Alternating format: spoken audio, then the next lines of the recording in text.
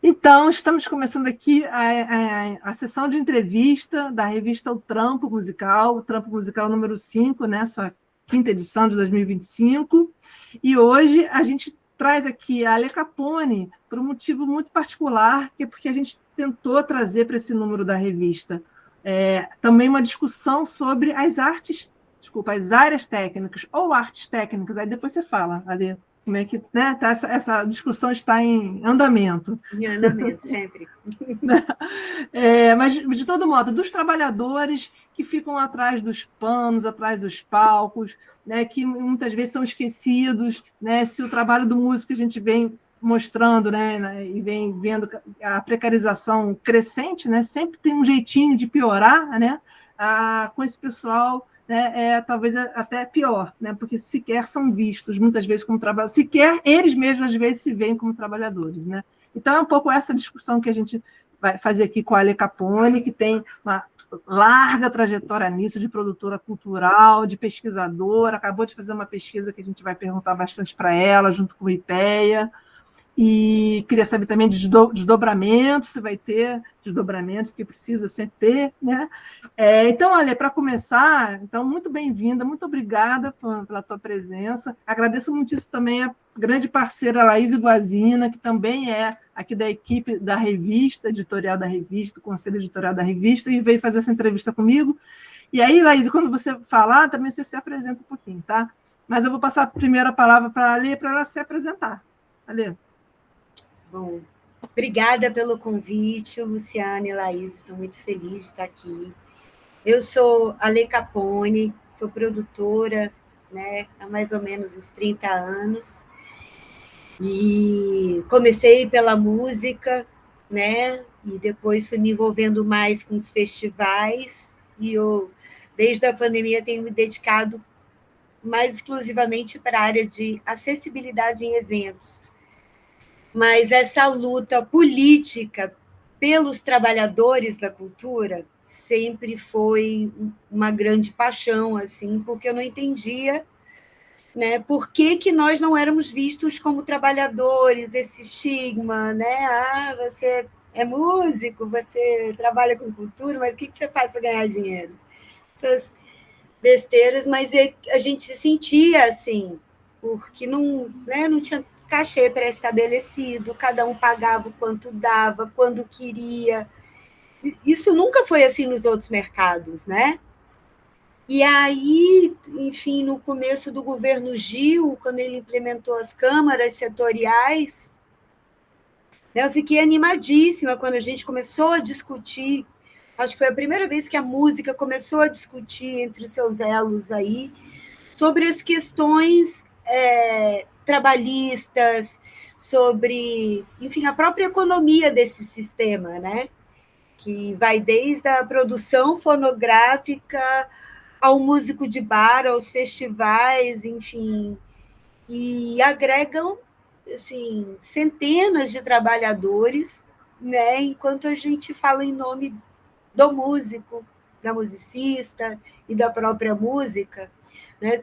Tem milhares de pessoas que também se dedicam à música e à produção cultural e que sempre foram invisibilizados. E isso se revelou, né, durante a pandemia. Bom, eu falando sobre mim já começo a falar sobre as coisas, porque eu acho que essa luta é intrínseca, né? Eu só finalizando sobre mim, né, dentro das minhas lutas, então também está essa luta, sou mãe de 2 adultos autistas, então a luta, tanto a militância pela cultura quanto a militância pelas pessoas com deficiência, né, são a minha história, são, acho que o meu legado, assim. Mas voltando para a luta, para a economia da cultura, para as questões trabalhistas. Então, em 2004, quando a gente criou as câmaras setoriais, eu achei que a gente ia chegar a algum lugar. Mas as câmaras foram transformadas em colegiados, o colegiado gerou um plano e esse plano nunca teve desdobramento. Né? Então, nunca foi até essa gestão, Nunca foi...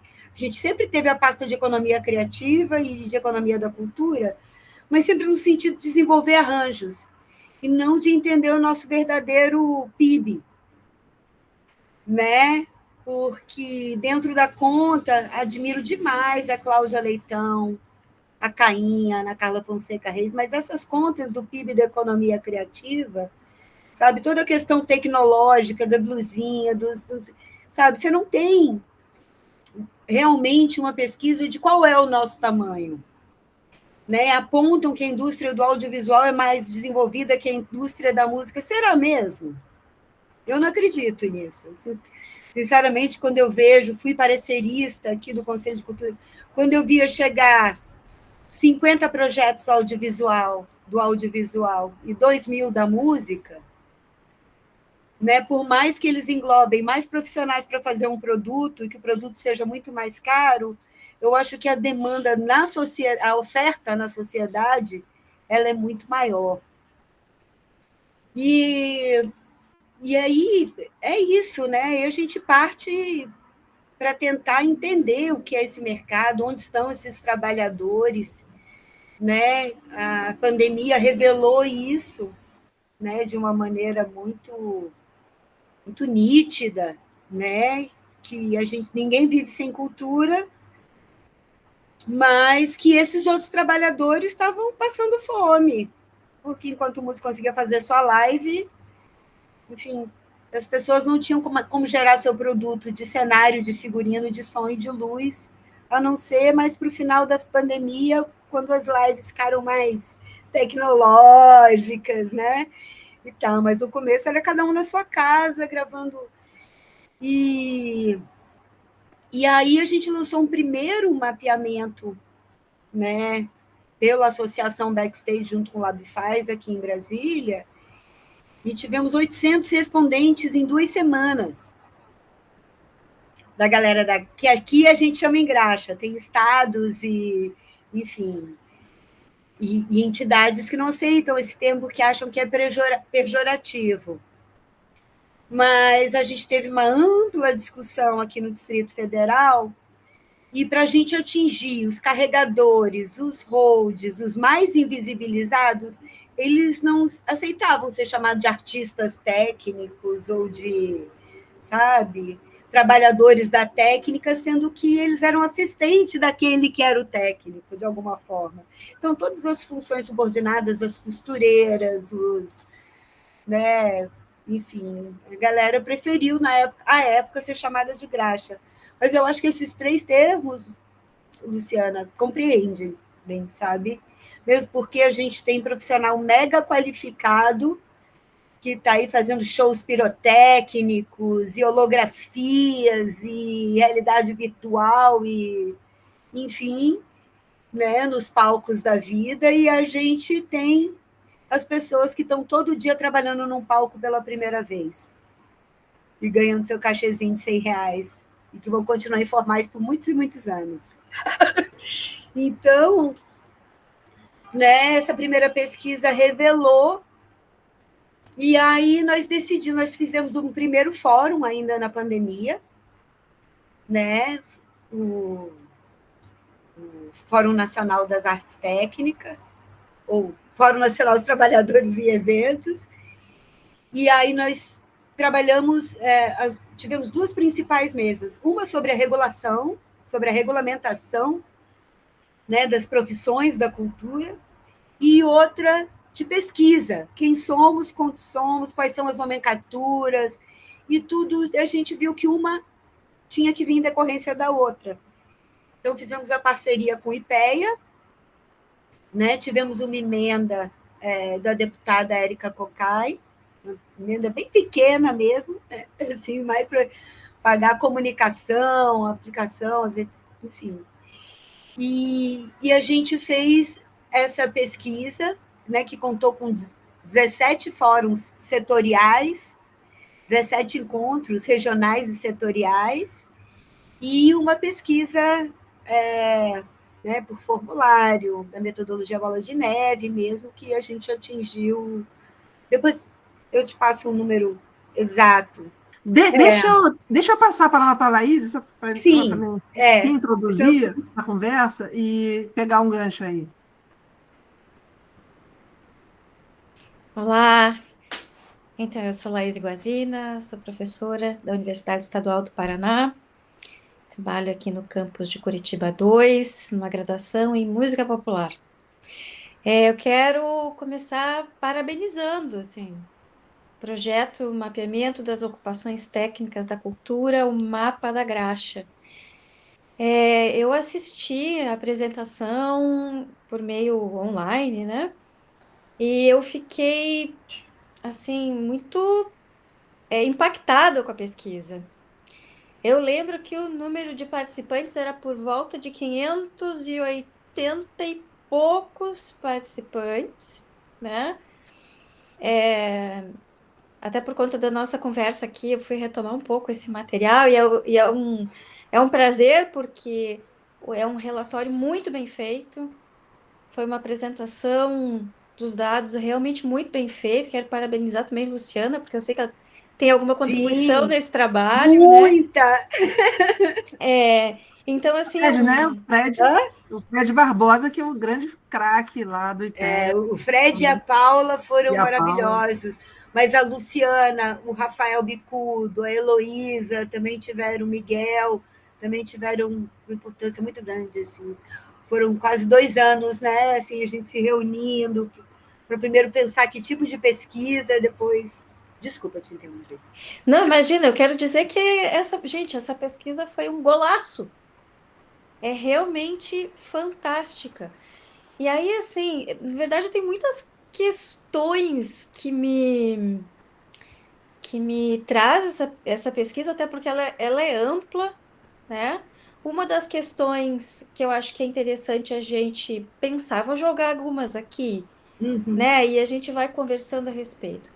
Uma foi, são 580 e poucos participantes, e isso já me leva a pensar, por exemplo, algumas das dificuldades de acessar esse público, que são os trabalhadores da técnica, né? Quem se reconhece como trabalhador da técnica, quem está aí atuante talvez não se reconheça, né? E outras questões derivadas que vão ser, por exemplo, já como que essas profissões são as várias nomenclaturas, né? Que vão aparecendo no relatório que vocês vão trazendo e que as pessoas vão se identificando sobre o que elas fazem. E como isso seguindo o raciocínio do próprio relatório, né? Como isso vai rebater com problemas lá na CBO, né? Na Classificação Brasileira das Ocupações, que é algo que o relatório traz com muita densidade, né? A correlação das fragilidades das condições de trabalho com a dificuldade de identificação dessas profissões, e da não presença, ou pelo menos da não identificação adequada, né, dessas profissões na CBO, que é uma classificação que vai ser central para uma série de determinações legais, de regulações para a proteção desses trabalhadores. Então, bem, joguei aqui várias informações, Alê. Segue por onde você considerar mais adequado, porque tudo isso aqui me parece realmente muito instigante. Pois é, né? É isso. A partir do momento que a gente começou, quando a gente começou a procurar essas pessoas, né? Porque realmente a mobilização é o trabalho mais difícil, né? A gente tentou mobilizar através da ANTE, das entidades, todos os estados, mas a gente não, vou dizer que eu acho que a gente não conseguiu chegar no coração, assim, naquele trabalhador mais precarizado nessa pesquisa. Então, eu acho que a gente teve um envolvimento mais de pessoas que já tinham um grau de mobilização, né, o que faziam parte dos sindicatos, das associações, dos coletivos que foram mobilizados nesses estados, então, das universidades. né? Então, o que essa pesquisa revelou também de diferença para a primeira foi um nível de formação, né, melhor, enquanto na primeira pesquisa que eu fiz aqui, a média do salário mensal era 1.000 e poucos reais, né? E o valor da diária às vezes não chegava, mais de 60% não chegava nem a 100 reais.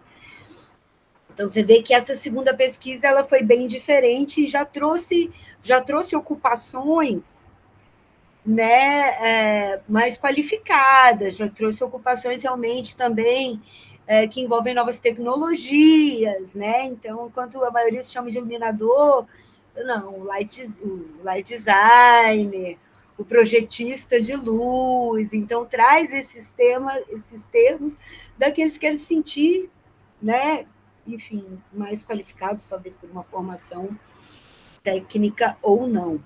Então, essa pesquisa ela revelou isso também, né? Eu acho que e é isso, né? Teoricamente, a gente teria que incluir cento e tantas CBOs, mas o setor também não tem isso pactuado, né?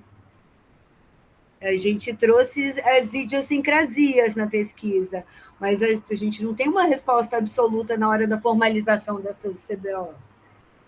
Né? A gente sugere a criação de uma nova família para as culturas, só para as atividades da cultura, mas é muito difícil porque às vezes você não tem um entendimento nem no próprio setor. Você vê que essa semana, né, através da luta de alguns setores, como audiovisual e tal, 21 categorias foram incluídas no MEI, né, que já são 21 profissões que nós não podemos formalizar mais. Né? Então, ao mesmo tempo, tem uma legislação que estende para o meio os direitos do trabalhador individual. Então, a gente não entende para onde isso está levando, se está levando para uma maior precarização desses trabalhadores, né? Ou se isso vai levar realmente para uma organização do setor e a criação de um estatuto que abrigue todos esses profissionais, independente do CPF ou CNPJ. Mas o que eu ia te falar, eu acho que tem uma questão que eu acho muito sensível, muito difícil, que é justamente essa questão da regulamentação. Tanto escuto você muito falar dessa questão da regulamentação, no MINC também se fala muito sobre regulamentação, mas eu tenho dúvidas assim em relação ao desejo ou à compreensão das pessoas do que é a regulamentação. Eu tenho a impressão de que se um dia a gente conseguir baixar um decreto, ó, está regulamentada a profissão X, né? Dos designers, por exemplo, que não é regulamentado. Que de repente eles vão falar, aí quem falou? Eu não quero, eu prefiro. Então, eu não sei se isso. Continuar informado. Eu não sei, assim, eu acho que a gente não vai ter resposta para isso, mas talvez a gente pudesse alocubrar aqui um pouco, né? Será que a coisa está tão precarizada que regulamentar gera para as pessoas uma insegurança e uma sensação de perda maior ainda daquela renda que já é pouca? Será que é por isso? Olha, o que a gente tem visto nos países que tem regulamentado recentemente, tipo, o mais recente é o de Portugal, né? Que é o nosso bastião aí, que é o estatuto que mais se aproxima da nossa realidade, né? E nós estamos lutando por um estatuto salvas todas as diferenças do nosso mercado, da nossa realidade, enfim, e eles também regulamentaram, mas as pessoas não querem aderir porque tem que pagar para ter previdência, não tem outra forma, né, gente? Não tem. E ao mesmo tempo já é muito pouco, já é escasso, já é intermitente, então um mês tem, outro não tem, às vezes você tem que poupar, então mas não tem jeito, eu acho que a gente tem que trabalhar por uma organização do setor, né? E é isso, a gente pode reclamar no começo, quando, né, foi criado o Sindicato das Empregadas Domésticas também, a gente está acostumado a ser precarizado, né? Eu acho que isso é normal. Eu vejo muito isso dos meninos que trabalham para empresa de som, luz, LED, tarará. Não, se eu falar isso, meu patrão e tal, né? Enfim.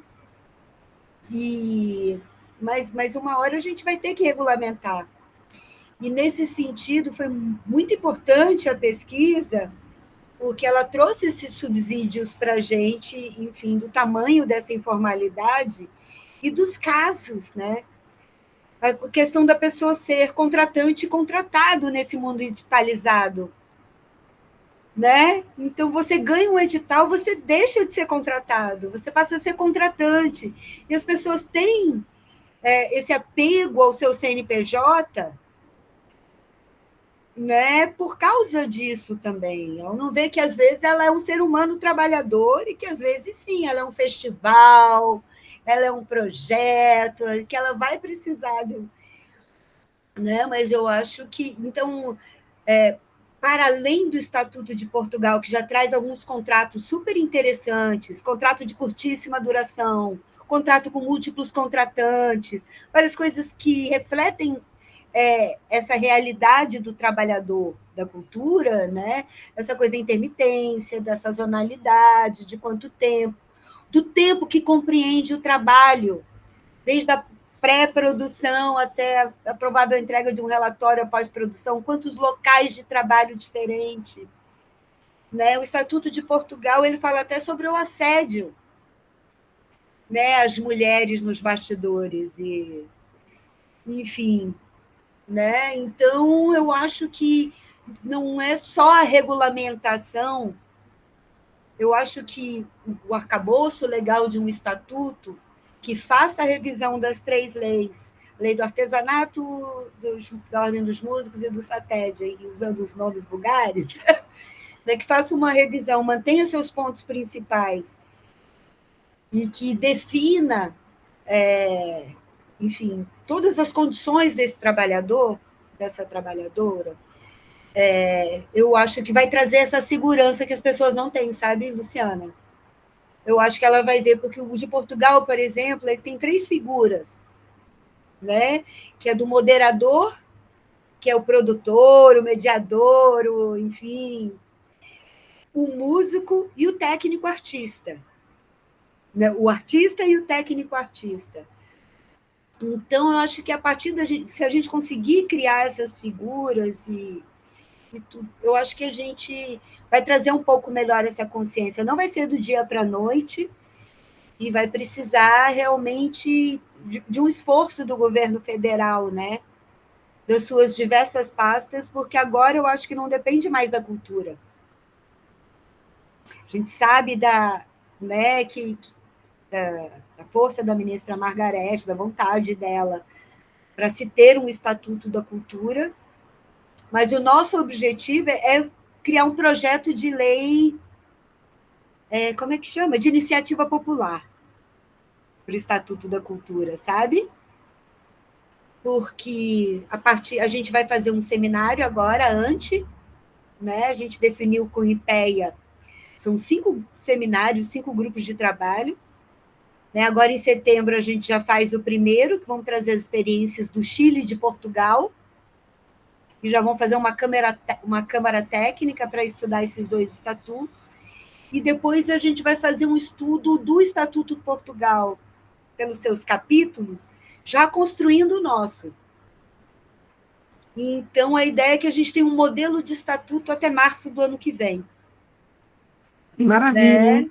E aí, a partir disso, aí vamos discutir com a sociedade, aí vamos abrir audiência pública, aí vamos...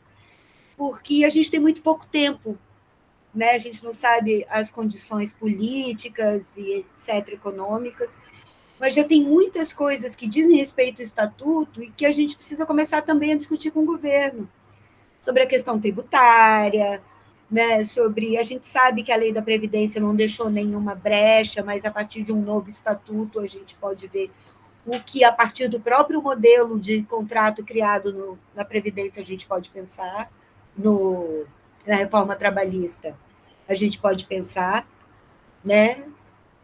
E é um trabalho de formiguinha, mas eu acho que a sociedade está falando já sobre isso, muito mais do que se falava no ano passado, por exemplo, que a gente só falava do edital da Lei Paulo Gustavo, da Lei Aldir Blanc. Eu acho que as pessoas estão começando a entender que não dá para construir uma carreira em cima de política de edital. Se você não se esforça para gerar um mercado, para entender quem são as empresas que fazem eventos, você tem que se adequar também no mercado, às vezes até corporativo, transversal, interseccional, né? Enfim, você não se sustenta enquanto trabalhador da cultura. Ale, eu queria retomar um pouquinho, eu queria, na verdade, tentar esmiuçar um pouco e retomar a questão da CBO. Uhum. Por que que vocês vão para o estudo dessa classificação brasileira de ocupações, que me parece que foi o mote, pelo menos o mote inicial, Sim. né, do mapeamento? Por que a CBO? Por que que ela é tão importante? E depois a gente conversar um pouco mais dessa relação com essa ideia da construção de um estatuto do trabalhador da cultura, né? Porque dentro da música, enfim, das áreas artísticas que a gente vai acompanhando, a luta pela sobrevivência, por melhores condições de trabalho, né? A conversa que os trabalhadores vão tendo sobre isso é um assunto comum, né? Um assunto que está aí na pauta do dia. Mas nem sempre a compreensão de que estabelecer mudanças, né, nessas realidades tem uma conexão direta com esses elementos regulatórios, né, que são parte da política pública, de como essas proteções sociais, para se efetivarem, elas precisam passar por debates que são debates bem qualificados, né? E às vezes mais complexos, sobre esses elementos que não costumam estar na pauta do dia, né? Que às vezes as pessoas nem conhecem. Então, você poderia explicar melhor para a gente por que que a CBO ela é tão importante, por que que o mapeamento começou por aí? Porque a CBO é a identidade do trabalhador, né? E a partir do momento que você não tem uma identidade, você não tem políticas públicas para o setor. A partir do momento que eu não posso ser contemplado em nada, eu não tenho nenhum direito social, nenhum direito trabalhista, né? Eu passo a estar na informalidade total, por mais que eu tenha um trabalho sazonal, informal, enfim, mas se eu tenho, por exemplo, né, como os meninos falam, se eu sou fichado, só que o que a gente passou a ver com a pesquisa é que as pessoas eram fichadas com outras profissões, né? E a partir daí isso já gera, enfim, nós não temos noção dos números, né? Desses trabalhadores. Então a gente precisava ver como as pessoas se enxergavam, em primeiro lugar, né? Quais eram essas ocupações, né? Como é que elas se chamavam? E a partir daí, a gente vê que nem isso existe, que as pessoas falam, muita gente diz, eu sou coringa, né? Fala, eu sou músico, eu sou produtor, eu sou agente, eu sou, né? Enfim, eu tenho uma noite numa casa noturna. Enfim, as pessoas nem sabem o que são. Então, e tem gente que tem mais de uma CBO, né? Eu não sabia que isso era possível, mas, né? Mas tem gente que tem 3 CBOs, 4. Tem gente que paga 4 sindicatos diferentes com a mesma profissão, porque eu sou iluminador, mas para o SATED, para eu fazer um espetáculo, eu pago o SATED. Para eu trabalhar na TV, eu pago o SINRAD. Para eu trabalhar no cinema, eu pago o Sindicine. E para trabalhar... Então, sabe? Então, a gente não tem nenhum tipo de organização trabalhista. Né? A gente tem cerca de 600 mil pessoas da área da cultura no Ministério do Trabalho, né? Registradas, com carteira assinada, mas quantos não estão? Quantos estão? Né? A maioria dos técnicos de teatro do Brasil estão como assistente administrativo. Né? Então, a gente viu que o primeiro passo, e todas as críticas das pessoas durante o fórum acabavam levando, mas para isso precisa da CBO. Mas para isso precisa. A gente precisa criar uma tabela nacional de valores, né, com todas as ocupações, porque essa tabela da UFGV, porque o SALIC, enfim, sabe? Mas a gente só pode criar uma tabela a partir do momento que a gente tem as profissões, né? Que a gente tem as atividades econômicas, que a gente tem as. Então, a partir do. Enquanto a gente não tem essas.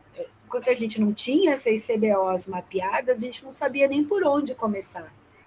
Né? O Mink perguntou, mas quais são as profissões que vocês querem ver regulamentadas? Não sei. A gente pode ver primeiro quantas tem, para depois ver com os setores se eles querem ser CNPJ ou CBO. E existe essa guerra de foice, né? Assim, né? O audiovisual tem uma visão, né? A música tem outra, né? Eu acho. E o que eu ia falar sobre o CBO que era importante? Tudo, até mesmo os programas sociais do governo, né? Enfim, as pessoas precisam dizer qual é a ocupação delas. Então, a gente viu que a gente só ia chegar, né, no respeito a esses profissionais, né? Não constam na ficha técnica dos projetos. Né? A partir do momento que você exige uma ficha técnica obrigatória, que todas as ocupações estejam listadas, então a gente só pode criar política também. Não é tanto não ser atendido pelas políticas existentes, quanto quais são as políticas que a gente precisa criar para esses trabalhadores, para que eles sejam reconhecidos e remunerados nas políticas que já existem. Né? Então, a CBO, a gente chegou nesse entendimento que, sem entender, reconhecer quais são, classificar e partir para esse caminho da discussão para a regulamentação, a gente não tinha como avançar em mais nenhuma política para o setor, sabe? Para esses profissionais.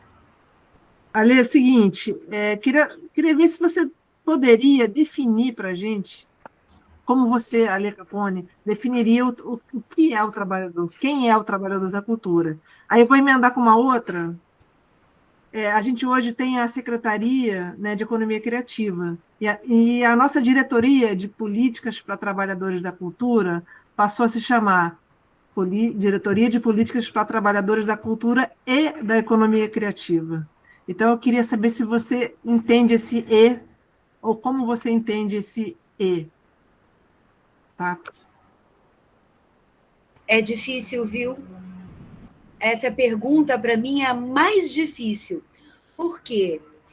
Porque se você for olhar para o trabalhador, estrito senso, assim, o trabalhador das áreas técnicas, né?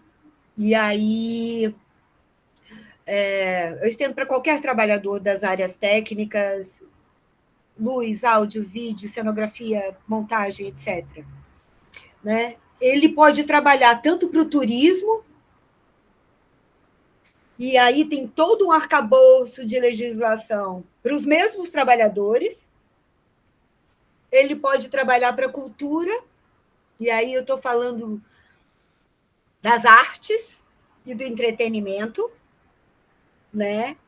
E ele pode trabalhar desde a festinha de aniversário, casamento, simpósio, a feira agropecuária, sabe? Então, você dizer aonde está esse profissional, se ele está na economia criativa, se ele está no turismo, se ele está na cultura, se ele está no evento, para mim é difícil dizer, porque cada um tem uma política para o mesmo trabalhador e nenhum deles olha para o trabalhador. Eu acho que é isso, sabe? Assim, o turismo, na cadeia de eventos, o corporativo, ele move bilhões, gente. Todo esse PERSE, né? Que teve, ele foi para o turismo, para a hotelaria, para as grandes produtoras, para o X. Agora, esse trabalhador, quem é esse trabalhador? Né? E aí eu vou dividir ele em 3 tipos de trabalhador. Né? O trabalhador da graxa mesmo, que é uma pessoa que não tem formação técnica, mas que não quer dizer que não esteja exposto a riscos.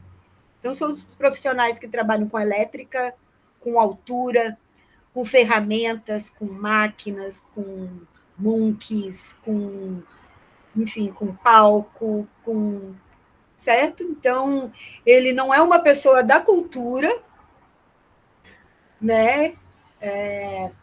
Mas ele é uma pessoa que trabalha dentro daquele mercado, daquela cadeia produtiva. Eu sei que muita gente não gosta mais de falar de cadeia produtiva, mas eu me recuso a chamar de rede uma pessoa que está explorada. Sabe? Então, a gente pode falar até na economia solidária da cultura popular, que é uma rede. Agora, se você falar num festival como Rock in Rio, não é uma rede. Você tem um... Então, você tem esse profissional que ele é o trabalhador da cultura o mais explorado, mais sem direito, aquele que trabalha 24 horas direto, pega 3 diárias de carregador, dorme embaixo do palco, aquele que dorme dentro do caminhão, que come marmita, enfim, esse que não tem nada, que ganha uma ajuda de custo em dinheiro ali, né? Que está lá para carregar mesmo, para sofrer.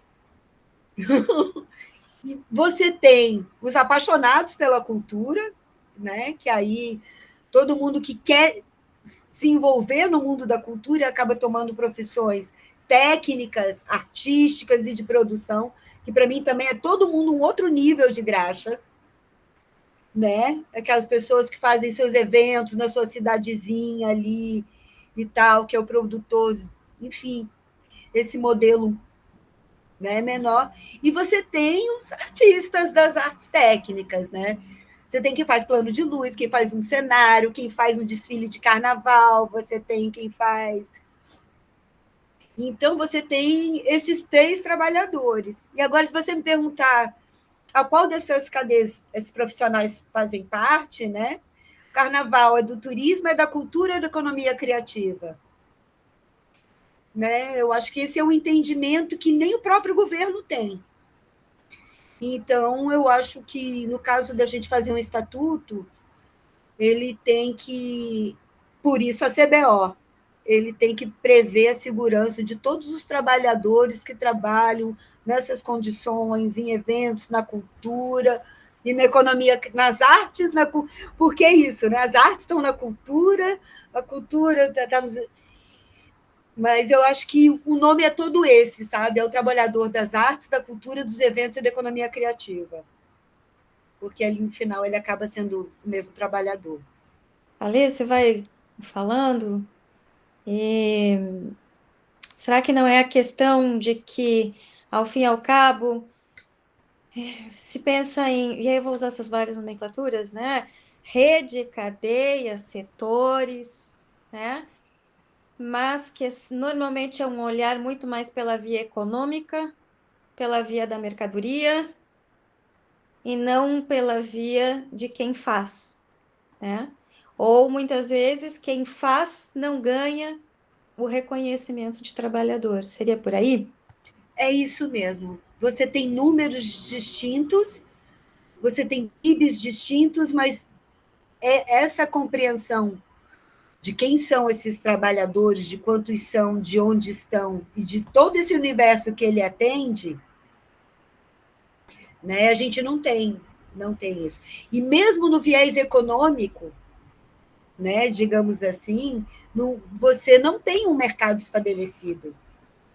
Né? Você pode ter, assim, é isso, fornecedores, né? Quais são os fornecedores? Todo dia surge um novo serviço, uma nova, enfim, que vão mudando com as novas tecnologias, mas quem são esses profissionais? Quanto eles têm que ganhar? Quantas horas? Nunca houve um olhar para essa exploração desses profissionais. Entendeu? É como se ele realmente, enfim, não existe. Você tem da pesca, sabe? Que vai desde o pescador, passando por todos os arranjos e tal, e que chega no Ministério, que você sabe o que é economia e o que é o fazer cultural daquela pessoa. Quanto custa o peixe e quanto custa. A gente não sabe quanto custa o peixe. A gente não sabe quanto custa o nosso trabalho, a gente não sabe nem o quanto a gente investe. Sabe? Assim, você recebe um salário de 3 mil, de 5 mil para ser produtor, R$ 500, técnico do evento, mas você não tem alimentação, você não tem, sabe? Por que só esses profissionais não têm seus direitos garantidos? Né? É normal, é terceirizado, é evento, mas um evento é um lugar onde tem risco, onde vidas são. Né? Na primeira pesquisa do Backstage, 1/3 desses 800 respondentes já tinham sofrido algum tipo de acidente de trabalho. Então, estava na hora de voltar do colegiado para a Câmara Setorial para a gente realmente entender esse mercado. Por quê? Também porque a gente não tem contratante declarado. Os sindicatos estão quebrados, ninguém se sindicaliza, e o sindicato, o Sindeventos diz que também é sindicato de trabalhador, né? Então você não tem um patronal que possa discutir. Então, quando uma pessoa trabalha num evento e leva 120 dias para receber um cachê de R$ 1.000, sabe? Não adianta ele procurar a Secretaria do Trabalho, sabe? Não adianta. É muito difícil. Tinha que haver alguma forma de proteção. Mas isso também parte da necessidade de uma reestruturação do Ministério do Trabalho geral, né? Enfim, talvez a criação de um órgão fiscalizador dos eventos mesmo. Mas isso só vai acontecer quando os eventos forem onerados. A partir do momento que o evento tiver que pagar R$ 1 do ingresso para a previdência do músico, né, etc., aí o Ministério do Trabalho vai ter interesse de ver se o. Sabe? Eu acho que que vão ser precisas ser criadas outras condições que mexam com o patronal também, não só com a gente, sabe? Não só com os trabalhadores, né? Para que eles entendam que vai chegar, que tem uma hora que a gente vai precisar formalizar esses trabalhadores. Que não dá para trabalhar 18 horas por dia só porque só tem um mês para o festival. Né? Que existe um período mínimo de pré-produção, sabe? Para que essa pessoa tenha saúde mental.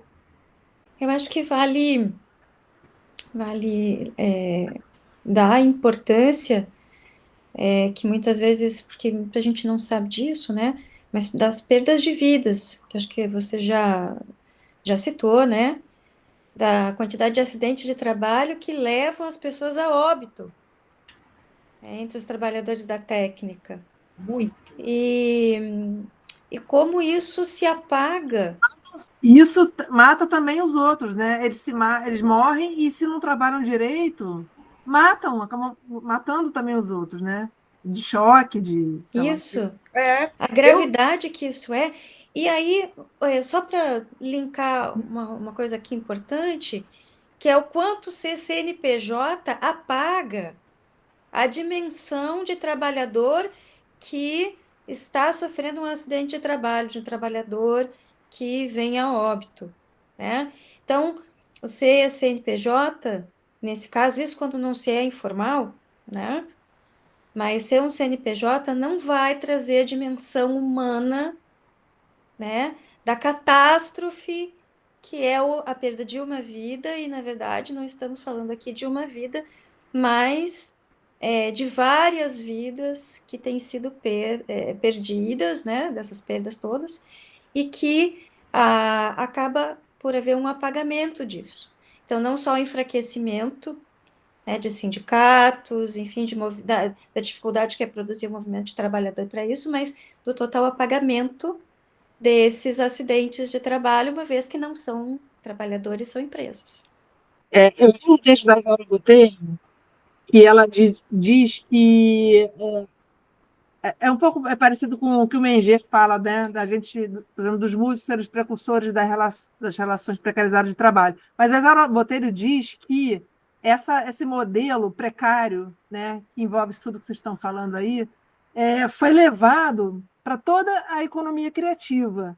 Né? Então, ao invés de, né, ter uma melhora, você pegou um modelo que era ruim e se jogou lá.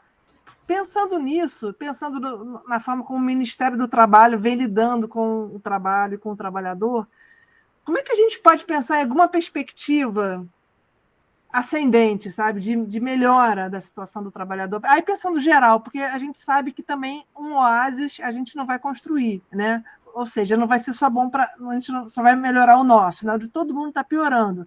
Né? Se ainda estão pegando como modelo o pior modelo, o mais precarizado, como é que a gente pensa numa revolução, numa retomada, sabe, dos trabalhadores, né, com sindicatos enfraquecidos, o que dificulta isso, esse movimento de retomada? Mas como é que a gente pode pensar assim para frente nessa retomada ali?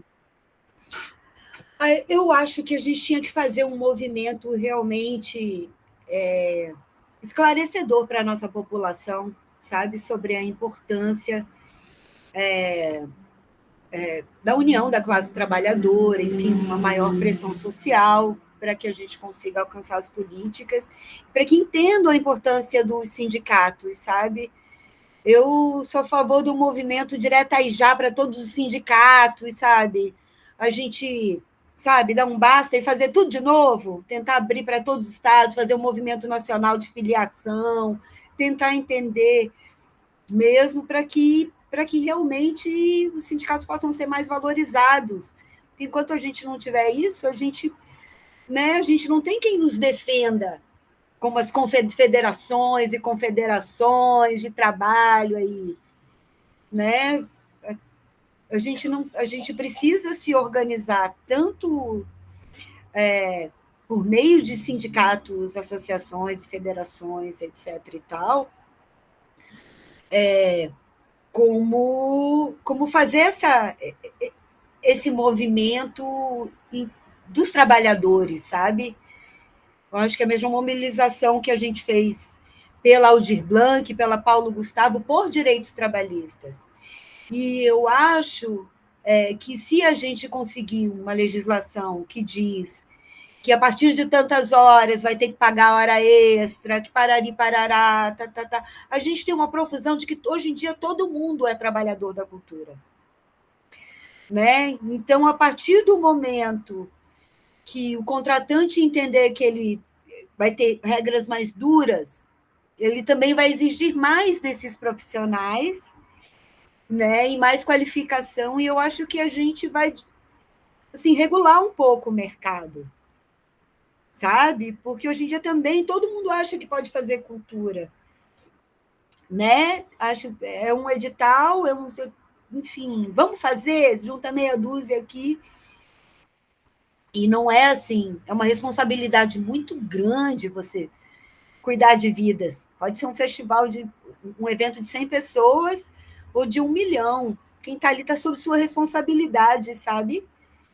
Então, eu acho que só a partir de regras mais duras a gente vai poder alinhar esse mercado, tanto tributariamente, né? Porque, querendo ou não, as pessoas também se colocam nisso. Vou ter que pagar imposto de renda.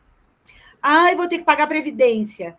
Ai, vou ter que pagar o INSS das pessoas que trabalham comigo no meu festival, que trabalham um ano inteiro e eu só pago durante o festival. Não, você fica aqui na minha produtora, vai fazendo seus projetos, e quando sair o dinheiro eu te pago. Aí, às vezes, as pessoas trabalham um ano, estão investindo junto, sabe?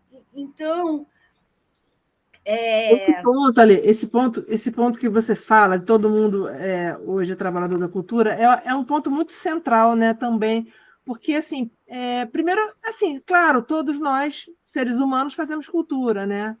Agora, outra coisa é quando a gente entra no mundo do trabalho, né? E aí você tem uma série de implicações. Mas me parece, assim, é uma hipótese que eu tenho, né, que está acontecendo esse inchaço mesmo, porque o desemprego ele é tão grande, né? Então, o que que eu posso fazer? Ah, eu posso me vestir de baiana e vender acarajé, eu posso fazer brigadeiro, eu posso ir para frente do sinal e ficar rodando um peão, né? Eu posso, né? Então, assim, pegar e meu isso violão daí. e tocar num barzinho.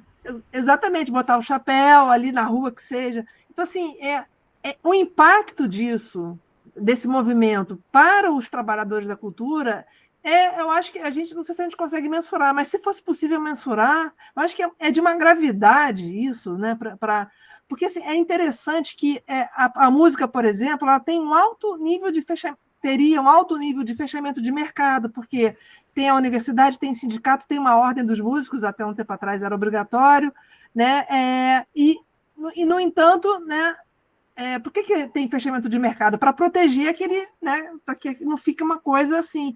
Só que está assim, né? Tá, sim. Todo mundo potencialmente virou e age como trabalhador da cultura, o que dificulta mais ainda até a pesquisa, né? E é interessante porque, enfim, a gente entende, principalmente na música, né? A música é uma coisa que envolve muito a vida das pessoas, né? Como se fosse, às vezes, uma necessidade. Muita gente toca violão, toca, sabe, percussão, e, enfim, quer fazer parte da rodinha social, né? Tem vários níveis, digamos que, de envolvimento da pessoa com a cultura, né? Enfim, né? Eu diria até mais do que nas outras artes. Mas isso também é importante para a geração de plateia, né? Agora, essa diferenciação do hobby, né? Daquilo que é importante para a minha formação enquanto ser humano, e enquanto meu ganha-pão, meu trabalho, minha profissão, ou um bico para complementar minha renda, sabe? Essas diferenças a gente só faz a partir de um estudo mais aprofundado mesmo, porque a princípio você vai ver as mesmas pessoas no sinal, você vai ver as mesmas pessoas no barzinho e na. Agora, é isso. Isso que você falou, eu acredito muito, que as pessoas fogem muito da cultura. Agora, durante a pandemia, teve um movimento inverso, né? A gente perdeu muitos trabalhadores capacitados das áreas técnicas, que viraram Uber, que viraram, enfim, que foram para outros mercados de alimentação muito, né?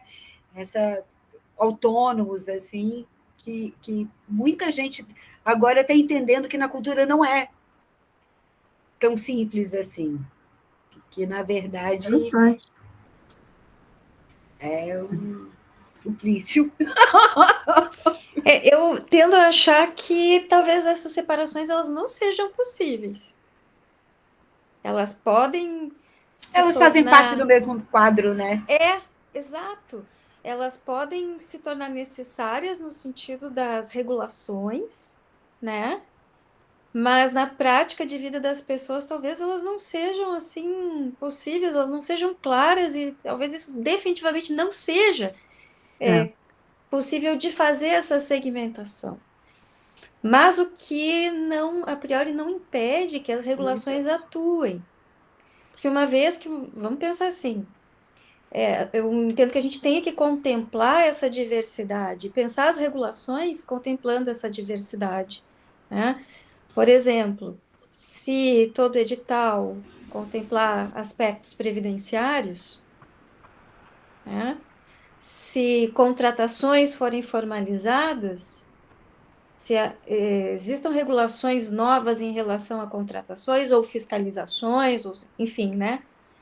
E aí quem vai tocar no bar, quem vai fazer uma gig, mais ocasionalmente, também tenha essa cobertura, né? E não alguém que tenha que trabalhar exclusivamente nisso, por exemplo. Porque essa segmentação que seria, Eu nem falo né, sobre que é isso separar, ou sabe? aquilo. Eu falo só que é um mercado que, como diz o Fred, criação e destruição de emprego, né? A gente tem um mercado que tem muita criação e muita destruição de emprego. Né? É isso. Né? Você tem a bandinha ali, depois você se formou, passou num concurso, né? E os mercados são... É isso, né? É cena, E esse papo de que se algumas produções, ou alguns bares, ou alguns teatros, forem pagar todos os direitos, digamos assim, a coisa não acontece. Isso é real?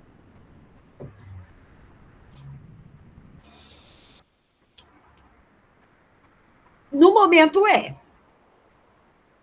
Mas, assim, porque realmente a verdade sobre toda que a gente tem estudado aí no, né? Eu falo festival, porque festival é o mercado que eu mais conheço, né? Essa conta não fecha mais, né?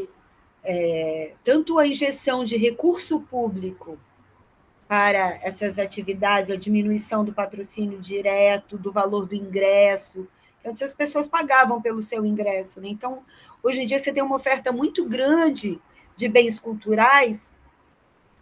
E eu acho que isso, e a própria pandemia afastou as pessoas de casa. Então, antigamente, você fazia a conta, eu vou contratar um cachê de 50 mil do, sei lá, fulano, e cobrando R$ 100 o ingresso, vai dar 500 pessoas no show, eu tenho mais não sei quanto de patrocínio, a conta fecha. Né? Só que hoje em dia, você não tem como saber quantas pessoas vão. Cada dia, o público é menor nos eventos. Né? Eu já vi eventos que bombavam com 20 mil pessoas, 4, 3. Você fica, meu Deus, o que aconteceu? As pessoas, sabe? Então, a gente tem que ter um movimento de, enfim, de formação de plateia e de entender que a conta não fecha mais, que a gente tem que buscar outros arranjos. Né? No caso do dono do bar,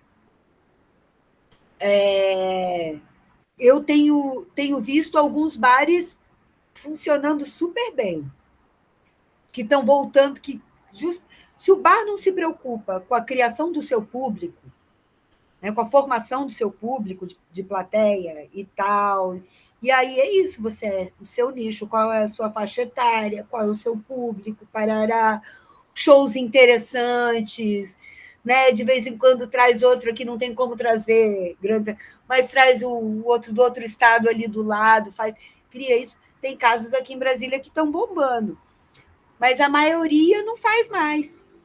Ou coloca um DJ, né? Antigamente eu brinco, né, Luciana, que na década de 80 a gente brigava da música cover contra a música autoral.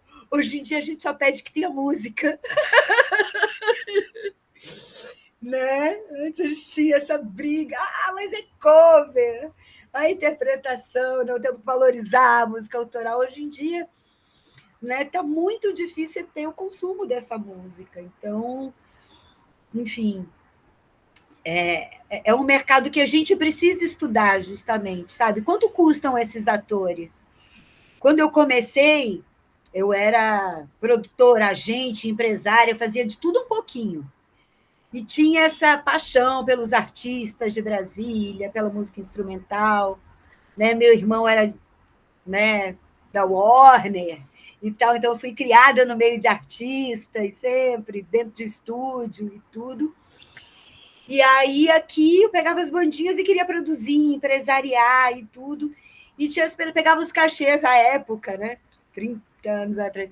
Pegava os cachês ali de 300, quando já estavam R$ 2.500, a banda acabava. Né? E hoje em dia, sabe, é muito difícil você ter palco para música autoral.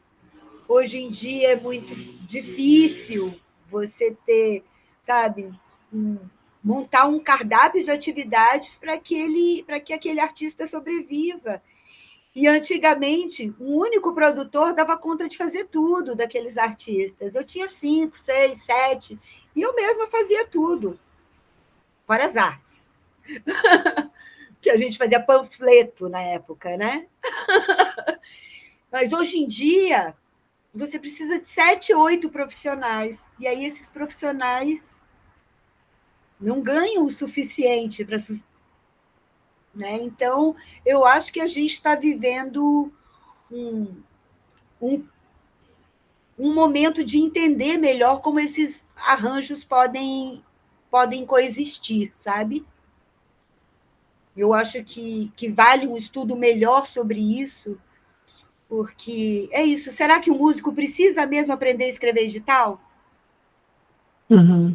Né? Assim, então, a gente tem tantos trabalhadores, então, essa questão das CBOs para a gente organizar quais são os serviços necessários e qual o valor dessas pessoas, porque senão vira sempre, faz essa arte aqui para mim, você pode produzir meus...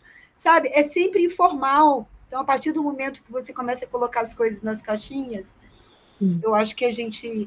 Só com a regulamentação vai vir a organização do mercado mesmo. E dá-lhe estudo de economia criativa. Se é que... Estamos aqui para isso também, né, Laís? Olha só, gente, eu acho que a gente podia já encaminhar para o final. Então, não sei se a Laís quer fazer mais um comentário para passar a palavra final para ler, e aí a gente vai fechando. Não, só quero agradecer. Quero agradecer enfim, pelo convite da Luciana para estar aqui, né? Para ter a oportunidade de conversar com vocês, para ter a oportunidade de conversar com a Lê. Parabenizar mais uma vez, né? Pela Prazer é todo excelente meu. pesquisa. Nossa, excelente, necessária. E também, assim, é uma pesquisa que nos ajuda a, conjuntamente, esforços de todas as pessoas e de muito mais gente que também está envolvida nisso, né? Para a gente poder fortalecer as próprias pesquisas, porque cada pesquisa nova que chega, cada pesquisa que traz uma experiência de como pesquisar essas questões, fortalece próximas. Então, todo um esforço aí com relação ao entendimento desse mercado de trabalho, dos eventos, das experiências desses trabalhadores, de como isso se concatena, né? Da experiência de vida, né, Lê, que você vai trazendo também uma experiência de vida riquíssima. Então, quero agradecer a oportunidade de estar aqui, quero parabenizar e espero que a gente veja aí muitos desdobramentos dessa pesquisa, porque é fundamental que a gente possa seguir nesses desdobramentos e, enfim, ir se fortalecendo nesse trabalho todo. Então, assim, agradeço também muitíssimo por você ser esta pessoa também que nos motiva a pensar sobre essa questão, sobre uma pesquisa que é muito real, né, que é muito, né, visceral, né, que envolve vidas, né? Então, isso é muito bacana. Então, te agradeço muito. Deixo para você dar a última palavra. Obrigada. Enfim, Luciana, Laísa, assim, um prazer imenso estar trocando isso com vocês. Assim, para mim é uma grande paixão, né? E obrigada pelo convite, obrigada pelo trabalho de vocês, obrigada por essa revista, obrigada por trazer esse tema. Contem comigo para o que der e vier, a luta está só começando, né?